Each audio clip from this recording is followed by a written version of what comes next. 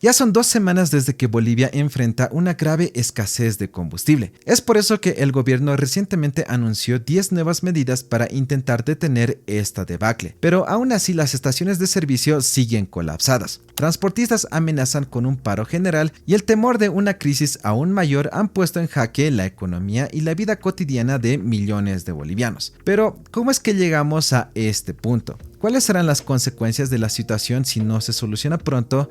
Y sobre todo, ¿las medidas anunciadas por el gobierno realmente resolverán el problema? Bueno, en este video lo vamos a ver. Aquí es donde entra en juego la importancia de contar con alternativas financieras más flexibles y mucho mejor si además nos permiten generar ingresos extra de forma segura y confiable. Es por eso que existen plataformas como Neveus, que ofrecen soluciones para administrar nuestras criptomonedas de manera eficiente, ya que dentro de Neveus encontramos herramientas como una tarjeta virtual para realizar compras en línea sin límites utilizando nuestras criptomonedas, planes para generar ingresos pasivos que te dan hasta un 13% de interés en USDC y otras criptomonedas, una función de intercambio que te permite invertir en Bitcoin, Ethereum, XRP y muchas otras criptomonedas más. Finalmente, servicios adicionales como préstamos en criptomonedas y una caja fuerte digital para que puedas tener la máxima seguridad sobre tus activos. Ahora, si quieres crear una cuenta en Neveus o explorar todas sus funciones,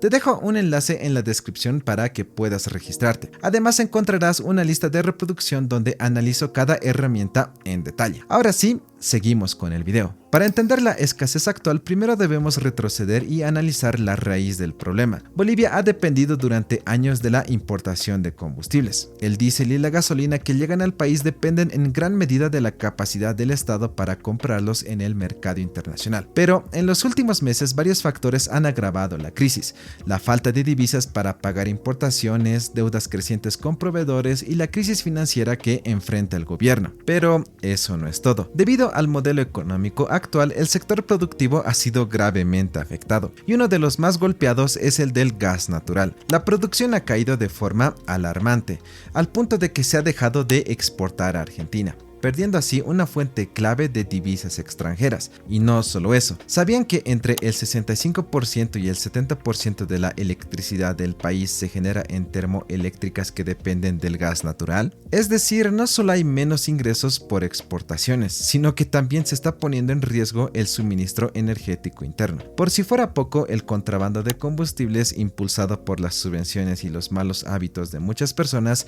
sigue drenando los suministros nacionales. Esto no solo agrava la crisis, sino que también genera pérdidas millonarias para el Estado. Y es en este contexto que ya roza lo catastrófico que Luis Arce salió la anterior semana a anunciar un paquete de 10 medidas de emergencia para intentar paliar la escasez de combustible. Entre ellas destacan reducción del uso de vehículos en el sector público, priorización del suministro para el transporte y sectores energéticos, refuerzo del control fronterizo con militares para frenar el contrabando y finalmente implementación de una aplicación móvil para informar en qué estaciones de servicio hay combustible disponible. Pero la pregunta es, ¿acaso estas medidas serán suficientes o estamos ante el inicio de un problema aún mayor? Para empezar, la crisis ya está afectando la vida diaria de los bolivianos.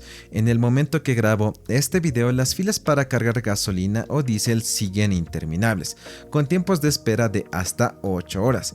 En varias regiones los transportistas ya han comenzado a subir los pasajes, lo que inevitablemente también encarecerá los productos de la canasta básica debido al aumento en los costos de transporte. Sin embargo, los sectores más afectados por esta crisis son, primero, el transporte público que depende del combustible para funcionar, el agro y la industria que están sufriendo pérdidas por paros parciales o totales en la producción, y hasta hospitales y ambulancias ya reportan problemas para atender emergencias. Es decir, esta crisis va a terminar afectando inevitablemente todos los aspectos de la vida diaria. Si la situación persiste, las consecuencias a corto plazo podrían incluir desabastecimiento y especulación de precios. Y a largo plazo, ni hablemos. La economía podría entrar en una crisis comparable o incluso peor que la de Argentina. Ahora, las medidas de emergencia anunciadas por el gobierno pueden aliviar la crisis en el corto plazo, pero no solucionan el problema de fondo. La aprobación de nuevos créditos también es solo seguir estirando la liga, sin enfrentar la verdadera raíz del problema. reforma. Quizás lo más indignante es que a pesar del impacto negativo que está causando, no ha habido ningún recorte en el gasto público. Los principales afectados, como siempre, son los ciudadanos, quienes enfrentan más dificultades para movilizarse. De hecho, las restricciones han hecho que muchos recuerden los tiempos de la pandemia. ¿Quién hubiera pensado que el socialismo podría ser tan dañino como una crisis sanitaria mundial? ¿Verdad? El verdadero problema es el gasto público descontrolado.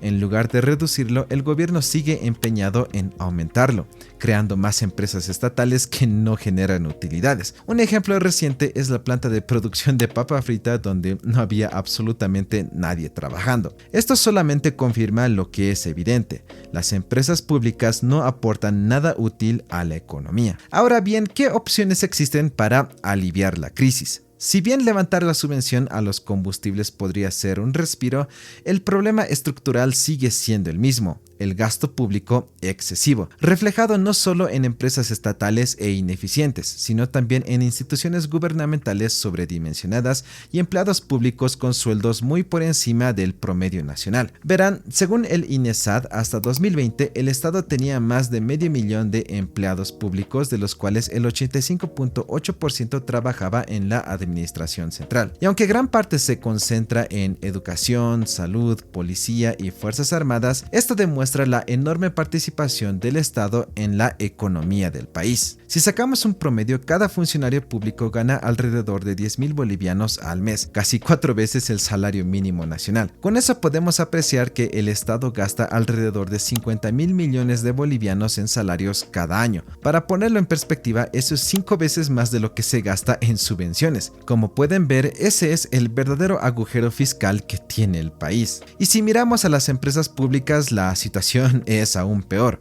No generan utilidades, dependen absolutamente de la financiación del Estado, y en lugar de aportar algo a la economía, se han convertido en un completo lastre. Otra fuente de gasto público que podría eliminarse es la propaganda gubernamental, que no solo representa un derroche de recursos, sino que además se distribuye de manera arbitraria para beneficiar a medios afines al gobierno. Lo mismo ocurre con los medios estatales, que operan únicamente como herramientas de propaganda oficial, dejando de lado cualquier objetividad o servicio informativo real. Por ejemplo, en 2024 se destinó 40.5 millones de bolivianos a Bolivia TV para publicidad y transmisiones, algo completamente desorbitado. A esto se suman las prebendas hacia organizaciones sociales y sindicatos afines.